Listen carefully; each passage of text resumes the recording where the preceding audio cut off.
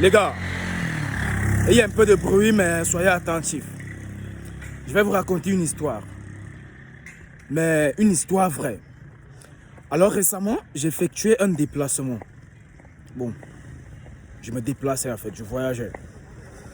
Alors généralement quand on voyage, les premières personnes à arriver dans le bus occupent souvent les premières places.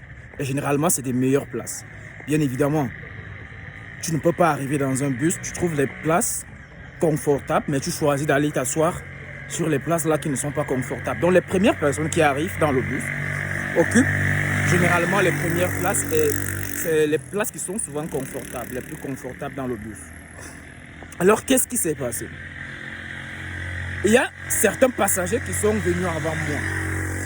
Et du coup, ces passagers ont occupé des places stratégiques, genre les places où on se sent vraiment à l'aise durant tout le voyage. Et au lieu de s'asseoir et attendre le chauffeur, qu'est-ce qu'ils ont fait? Il y a d'autres qui ont réservé les places en posant juste les bouteilles d'eau, d'autres ont posé des sacs, et il y a d'autres qui n'ont même carrément rien posé sur leur place pour réserver. Maintenant, moi j'arrive et je vois sur certaines places, il y a des trucs qui sont posés. Bien évidemment, je sais que là, c'est des places réservées, mais d'autres places, rien n'est carrément posé dessus. Moi, je me dis, bon, c'est des places qui sont encore libres. Alors, je choisis d'occuper l'une de ces places-là. Les places étaient aux extrémités, en fait, de la voiture. Je ne sais pas si vous essayez un peu de voir le plan. Genre, quand vous avez un bus, il y a des places qui sont aux extrémités. Donc, c'est généralement des places où on se sent le plus à l'aise durant le voyage. Maintenant, sur ces places, il y a des gens qui ont réservé donc avec des sacs. Et il y a des autres qui n'ont carrément rien mis. Mais ils sont venus avant, ils se sont assis sur ces places-là et ils sont ressortis. Mais en ayant dans leur tête que c'est leur place. Donc du coup, personne d'autre ne doit s'asseoir dessus. Mais j'insiste, ils n'ont pas réservé. Et là, moi j'arrive et je vois ces places-là sont vides. Je décide donc d'occuper l'une d'entre elles. Quand je m'assois, je fais un truc comme 3-5 minutes.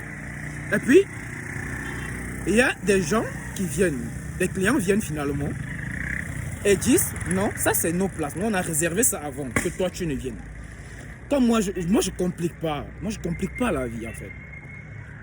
Je me lève tranquillement et je m'assois sur les places qui sont au milieu du bus. Parce que c'est les seules places qui restaient vides. Moi je décide de prendre l'une des places qui restait au milieu du bus, sans problème. Le chauffeur démarre, on commence le voyage. Un truc comme 2 km ou maxi 3 km. Une pluie énorme commence. C'est la vérité que je vous raconte. J'ai failli filmer, je voulais filmer, mais mon téléphone était éteint. Une pluie très énorme commence. Après un truc comme 2 à 3 km. Lorsque cette pluie a commencé, devinez un truc magique et miraculeux. Les gars, il fait trop de bruit. Mais soyez attentifs à ce que je dis, s'il vous plaît. Maintenant, qu'est-ce qui s'est passé? Vous voyez les places aux extrémités, comme je parlais au début. Les places là ont commencé à sointer. La voiture sointait. Genre, tu prends le long de la voiture aux extrémités, les deux extrémités comme ça. Ça sointait. Mais quand on dit sointer, il y a sointer et sointer. Les gars, la voiture sointait énormément. Ça veut dire qu'il pleuvait à l'intérieur de la voiture, sur les personnes qui étaient assises aux extrémités de la voiture, sur les places qui étaient aux extrémités de la voiture. Donc du coup, ça mouillait énormément les passagers là qui se sont assis sur ces extrémités. Et attention, ça ne les mouillait pas juste. Je précise ici que les gouttes d'eau sortaient avec une saleté. Donc ce qui fait que non seulement ça les mouillait, mais ça les salissait en même temps. Je vous dis tous ont été mouillés et salis, extrêmement, jusqu'à ce qu'il y a eu une inondation dans la voiture. Je vous assure, les seules places où ils ne soignaient pas, c'était les places du milieu. Voici la leçon de l'histoire à retenir, les gars. Vous savez, lorsque on sait vraiment que vous êtes en train de prendre en maturité, lorsque les événements vous parlent, lorsque les événements commencent à vous parler, lorsque les paroles commencent vraiment à vous interroger. Lorsque vous n'entendez plus les paroles n'importe comment, mais vous prenez du temps pour analyser et comprendre en profondeur la signification même de ces paroles-là. Alors les gars, qu'est-ce que je vais vous dire? Dans la vie, il y a généralement les portes qui se ferment. Parfois, vous pouvez être 100 dans une situation. 99 s'en sortent. Vous êtes le seul là que lorsqu'il arrive, la porte se ferme. Écoutez-moi très attentivement, les gars. Ça, c'est un truc très important. Parfois, il y a des choses que vous avez l'impression que c'est uniquement vous que ça refuse.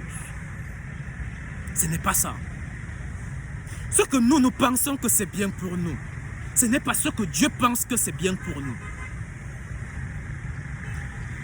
Notre envie de conquérir le monde nous fait souvent croire que telle opportunité est bien pour nous.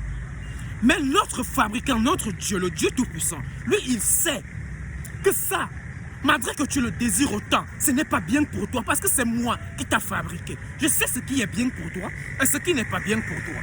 Si je te donne cette chose maintenant, ça va te détruire. Peut-être ça va te satisfaire pour le moment, mais c'est ça qui va entraîner ta destruction. Et peut-être après, juste t'avoir donné ce truc, tu ne vas plus progresser dans ta vie. Donc, il décide de fermer cette porte.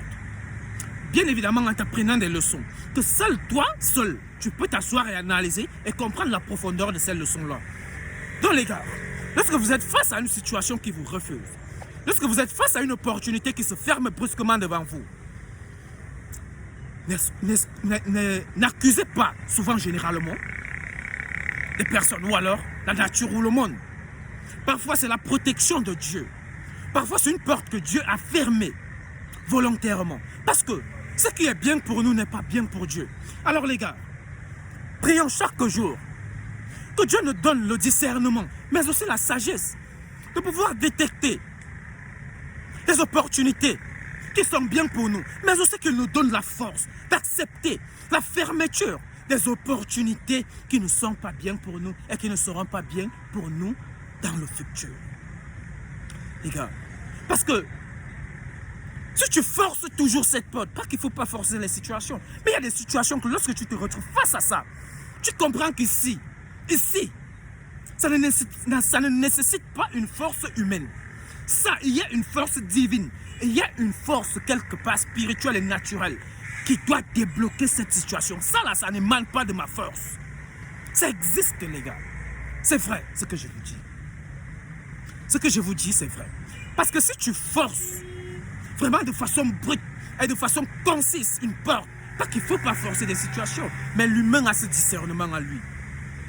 Il a ce discernement de connaître les opportunités qu'il peut forcer et pouvoir débloquer, et aussi des opportunités que, s'il force et continue à forcer, continue à insister, il va finir par avoir les résultats qui n'étaient pas destinés à son avenir et à sa vie. Et ces résultats-là, ça va entraîner sa destruction.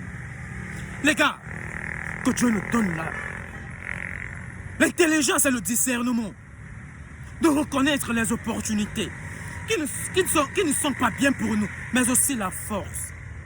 La force, vraiment la force. Et le courage d'accepter la fermeture des opportunités qui ne sont pas bien pour nous. Les gars, on a ensemble